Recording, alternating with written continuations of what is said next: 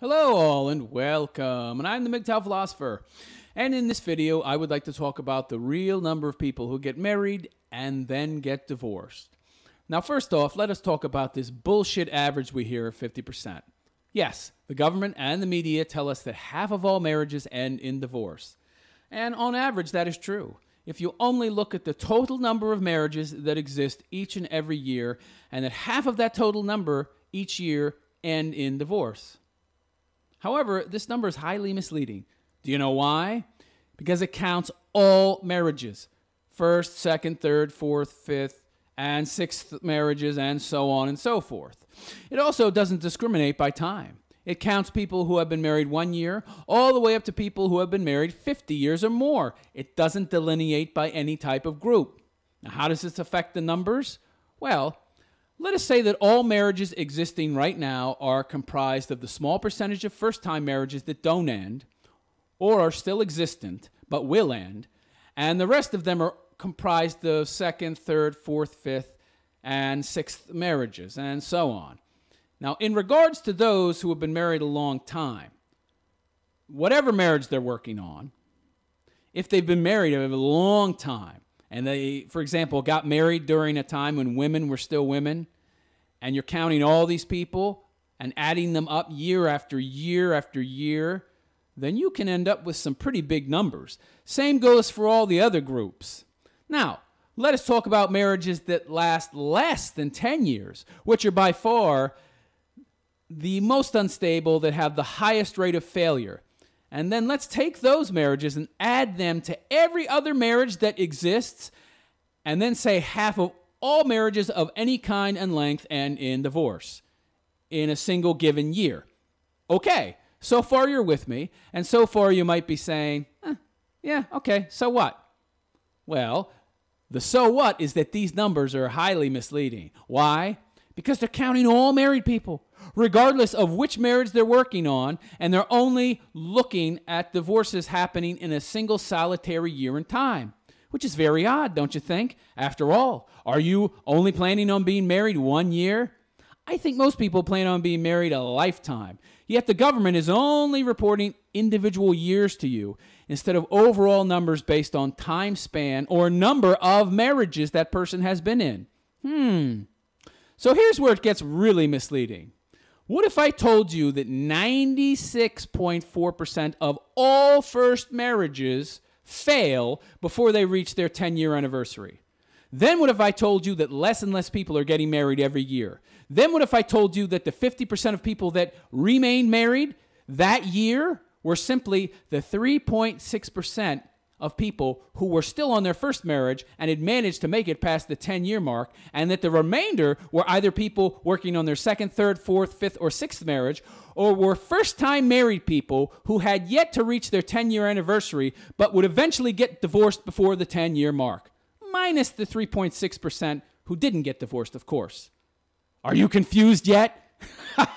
No doubt you are. That's how the government wants it. They want you to believe that 50% of people stay married forever. That literally 50% of all marriages will last a lifetime. Nope. You see, the numbers are muddied, manipulated, cooked, essentially, by calculating people at all stages of marriage, yet only doing so within a very limited time period, instead of looking at each individual marriage group as a group unique unto itself over a longer period of time. Now, when you do that and stop bumping up the numbers by including all 3.6%ers who made it past the 10-year mark and all the fools who willingly got remarried again and again and again, along with those who are still married but have yet to reach the 10-year mark, if you do that, you get a very different picture, a picture that shows you the reality of marriage, and that is this. The annual number of marriages per year is roughly 2 million. In 10 years, that will be 20 million marriages. Okay, you with me? Now, out of those 20 million marriages, 19,350,000 of those people will get divorced. Wait, what? So how the hell does the government conclude that 50% of all marriages end, which means 50% don't? But you're forgetting the 3.6% of first-time marriages that make it beyond the 10-year mark, or the people who get remarried. They get counted also. So let us take a look at them. So roughly 2 million new marriages happen each year, or 4 million people are getting married, okay? Meaning 2 million suckers and 2 million lottery winners.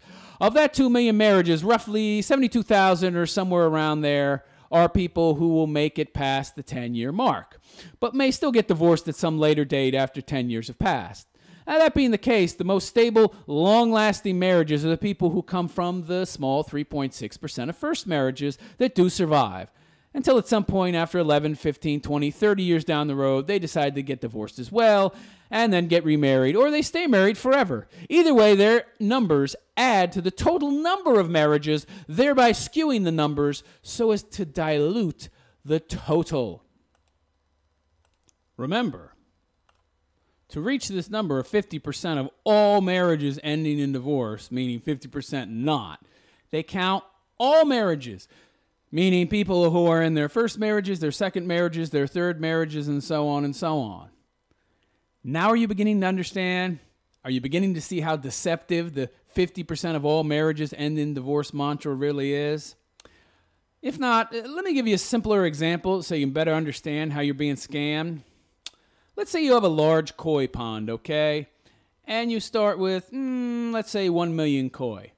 And that each year, roughly 96,000 of those koi either die or get sick. So that by year 10, 960,000 of your koi are sick or dead. However, throughout the year, you've been throwing in new koi to replace the old ones, or circulating the sick koi back into the pond once they've gotten better. And you're also growing the pool so that it grows larger than the original 1 million you started with. However, all that you have after 10 years have passed are the original 3.6% of koi, or 4,000 each year, who end up not dying.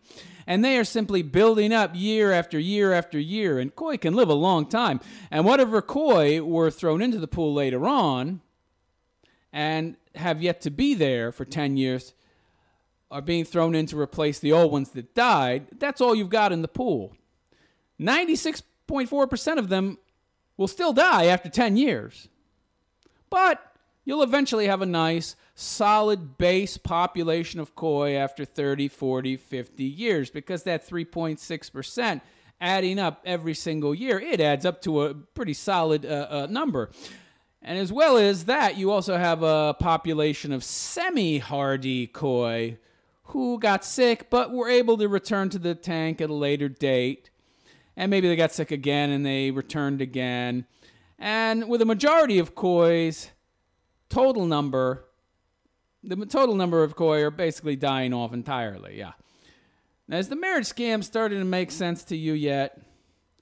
Because in truth, all that's been done is that they cooked the numbers by manipulating the test group size so as to use the 3.6%ers who accumulated over time, as well as those koi that got sick but did not die and were later returned to offset the actual percentage of deaths, so as to make it appear as if that percentage were smaller than it really was. You see, the real numbers you would want to see would be the total number of koi bought and introduced into the tank, and how many of those koi survived or didn't get sick and then had to be recirculated into the tank again and again and again over a 10-year period. Those are the numbers you would want to see. How many of those koi over a 10-year period survived, and how many of those koi died or got sick and couldn't survive in that tank for extended periods of time. Now, those numbers would give you a clear definition of what marriage really is. But you see, the state, it doesn't want you to know those numbers. The state wants you to believe that marriage is some great, wonderful thing because it makes the man and woman work harder, and they end up paying more in taxes, of course, on any property they own, like a house, sales taxes on shit they buy, which is a hell of a lot more than if they were single. And in turn, your kids get raised by the state and become indoctrinated, dutiful debt slaves serving the state and the banks. Yeah, the state loves marriage. Big time. Of course, the global elites love it too because they own the education systems. They own the media. And the leftist professors teach the country's future teachers in the universities.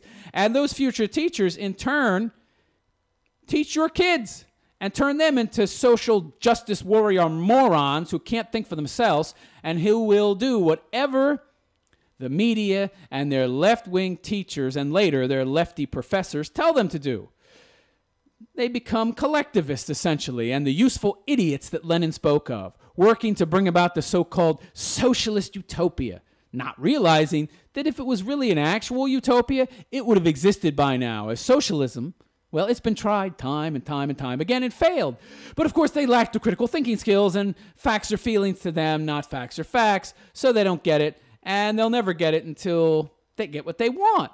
And then they find out it wasn't what they expected. But by then, of course, it'll be too late. And of course, both the government and the global elites together love marriage because it breeds divorce. It breeds divorce like a rotting corpse breeds maggots.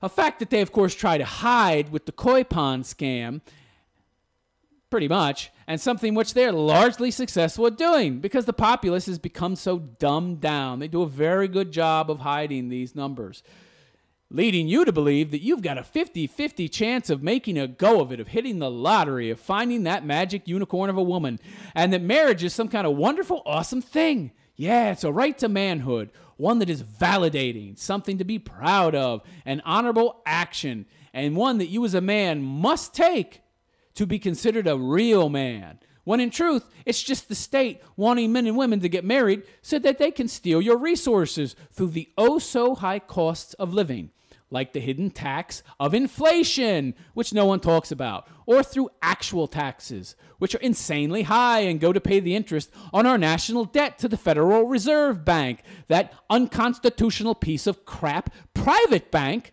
owned by anonymous shareholders.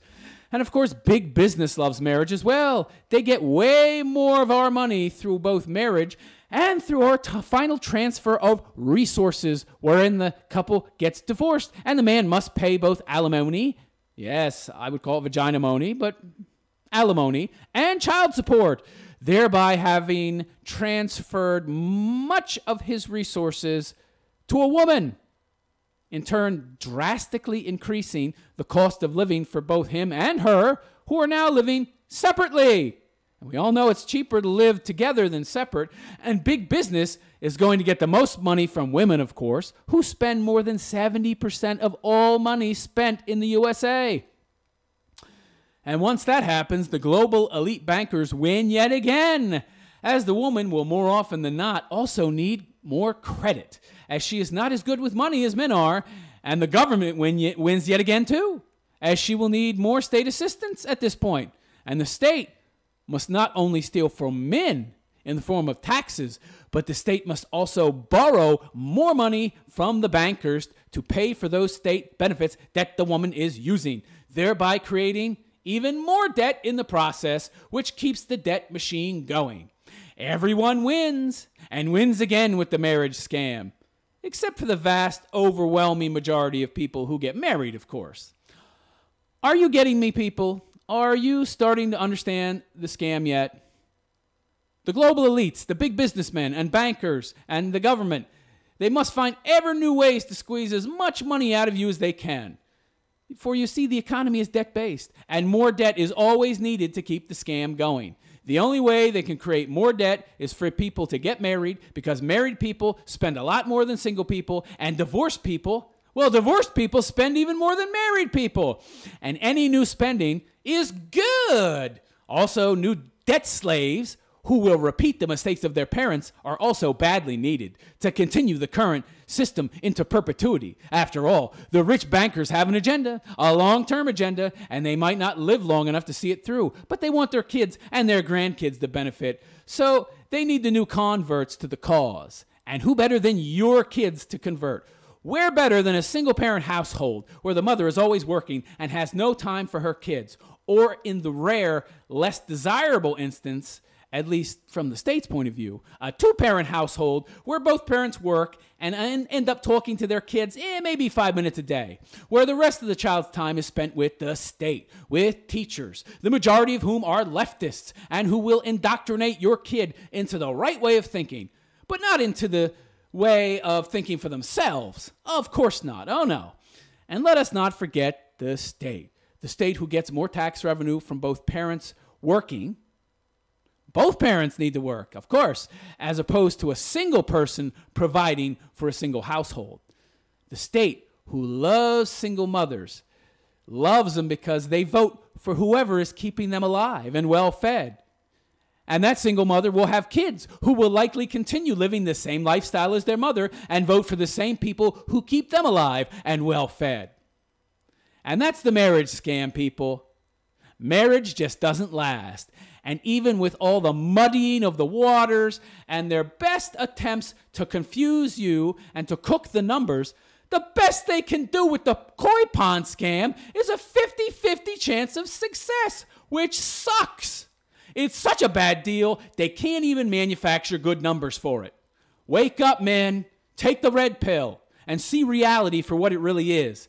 Don't be the sleeper, forever at the mercy and the whims of others.